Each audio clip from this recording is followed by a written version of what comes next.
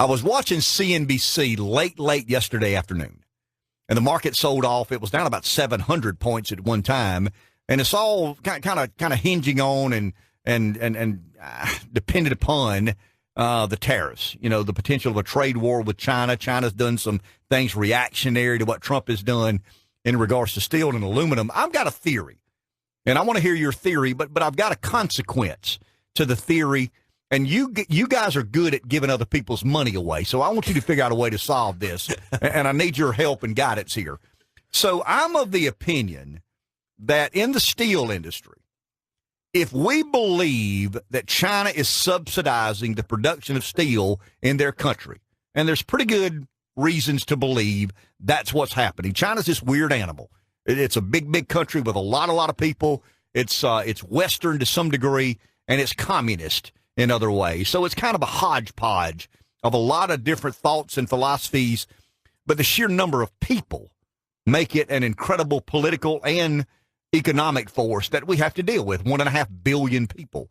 But Scott, let's say that we continue to allow the quote-unquote dumping of steel in America from a government-subsidized Chinese steel industry.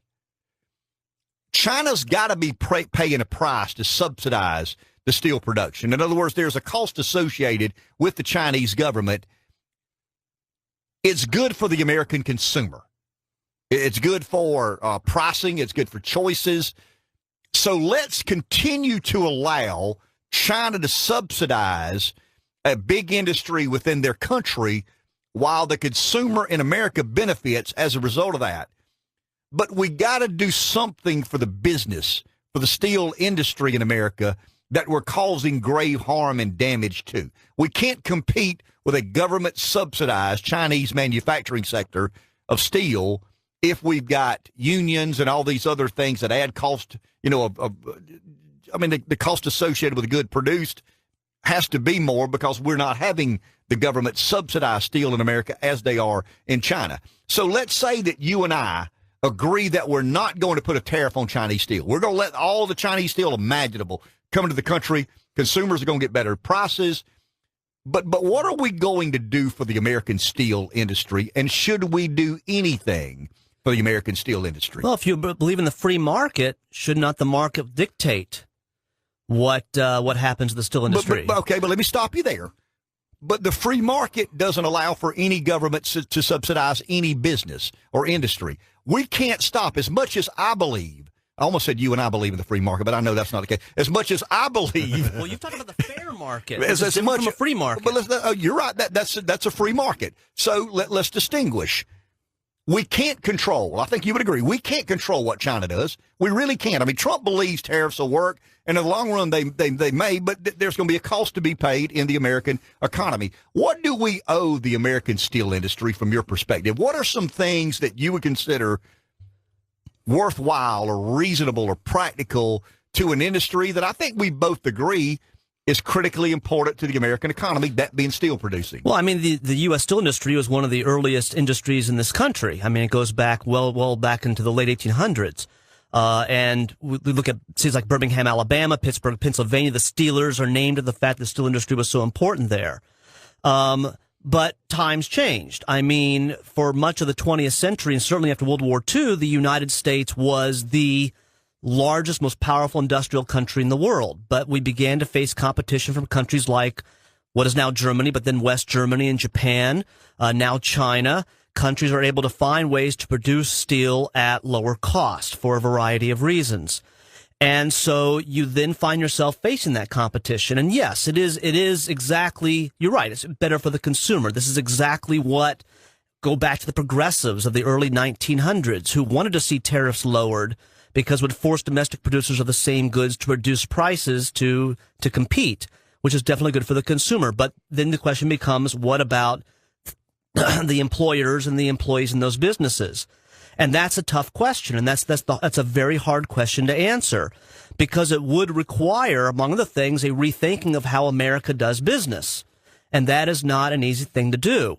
And we look at some industries that rely on steel, the automobile industry being an example, and how slow the automobile industry has been at times in adjusting to these changes in the market forces.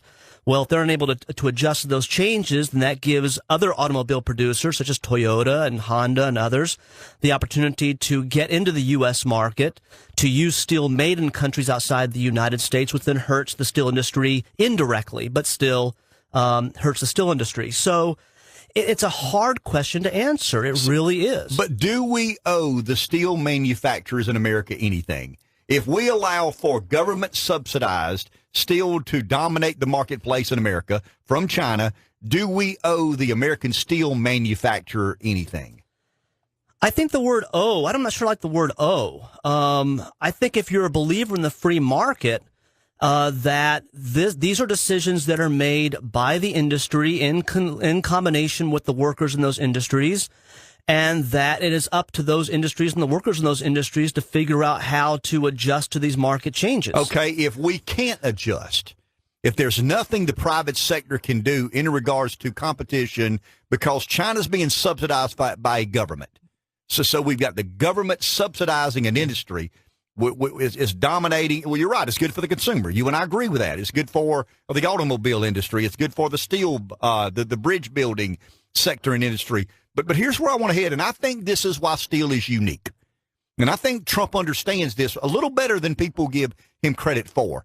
Let's say that we do nothing, and for 10 years, Chinese steel becomes the norm in the American marketplace. Everything, let's say 90% of what we manufacture in steel comes from China because the government subsidized. There's no doubt that there's financial benefit to that.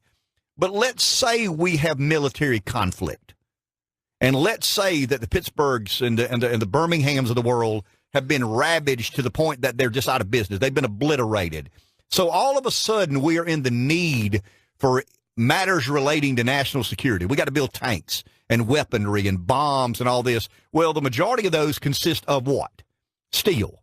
So we become solely and completely dependent upon, no question, the consumers had a good run. 10 years ago, we decided to, just let China dump government subsidized steel into the marketplace. How do we defend ourselves? How do we react according to a national security issue when we have a steel industry that we allow to be decimated in America to the point that we can't produce enough homegrown steel to meet our needs relating to national security? Well, a couple of things here. Number one, one of the solutions could be to go ahead and subsidize steel. But if you do that, how do you pay for it? That might require raising taxes, which is one thing conservatives would strongly oppose. Another possibility, go ahead and do what Trump is doing. That's raising tariffs on imported steel. But of course, it's going to make steel more expensive, and somebody's going to pay for that. Once again, it's going to come down to the taxpayers. So the question then becomes, where do you turn? And I see where you're coming from. The idea that we might find ourselves having to rely on foreign sources. And what would be the motivation for a foreign source to allow us to have enough steel to defend ourselves? But have we not relied on foreign sources for other products? Without question. I'm just arguing, and this is not as simple as it seems. This is a real complex debate, and steel's a lot different than grapefruits or bananas. I think you would agree with that. We're having I saw yesterday ginseng is included in this trade war, potential trade war. Steel is unique. Steel is I don't want to call it the bedrock of the country because the Constitution is the bedrock of the country, but steel is something that we depend on. There's not a day that goes by we don't interact with some sort of. The building we're in has steel. I'm sure there's a lot of steel in this building. And what I'm arguing is, I hear these talking heads, radio show hosts, such as myself, who say tariff or no tariff. It's as simple as that. The marketplace sorts all of this out. No, it doesn't, because China doesn't perceive nor view the marketplace as we do. They have no problem in their communist government subsidizing a sector of the economy that America could potentially become dependent upon if it had to defend itself. And I'm not saying that's what China has in mind. I'm not insinuating that the communist regime in China believes that if they get us so dependent upon foreign steel, that there'll not be the ability for us to produce enough to defend ourselves. But you always got to consider those things, however conspiracy theorist they may sound. Well, two things. Number one, let's look at bauxite as another example. Bauxite, which is used to make aluminum. The United States has had to rely on foreign sources of bauxite. Correct. So that is another case where we find ourselves relying upon other countries. Second of all, when it comes to the issue of these foreign sources, one thing the United States has done historically is we have actually tried to turn to those foreign sources with the idea that then we don't use up our own resources of that good. Oil would be a great example. We go back to post-World War II era. The idea was that, yes, while we're increasing our reliance on foreign sources of oil, by trying to protect our own oil resources, it then gives us that reserve to use in the case of, let's say, those other sources get cut off. So there is an advantage there. But you're right. I mean, there's a price that is going to be paid. Now, what other options are there? I mean, we could look at the quality of the steel that's being brought into this country. Is the quality of the steel that is being sent to us by China of such that it is usable, that we want to use it, that we should use it? I mean, we can look at China sending over products that have lead in them, and those products now, we're trying to crack down on those products. So is the steel of proper quality? If it's not, then what can we do as a country to try to make sure that the steel that we do get is of the quality that we need for our own purposes? And would that steel come from Japan? Would it be developed here domestically? That's a question that the policymakers are going to have to figure out. All I'm arguing, and we're going to go to the phone, all I'm arguing, and I don't have the answer because I'm thinking about this, all I'm arguing is that you can't look at grapefruit, banana, ginseng, and steel in the same way. Well, steel is a unique commodity that potentially, if we allow the U.S. steel industry to be completely decimated by Chinese government subsidies affecting the price in the marketplace, there is no doubt the consumer has a good run. I was in the truck body manufacturing business. My brother would have a good run in business. But at the end of the day, I think you've got to look at steel in a very unique way because there is a national security component, and I think you agree with that. But food is also important in national security, and I could picture farmers abroad saying, wait a minute here, how dare you criticize China for subsidizing steel when you subsidize the agricultural industry in your own country? I mean, you can build as many tanks, trucks, jeeps, planes, ships as you want. If you're not feeding the people who are running those things, you're not going to go anywhere. That was the biggest struggle of the Civil War. The South couldn't figure out a way to feed their soldiers.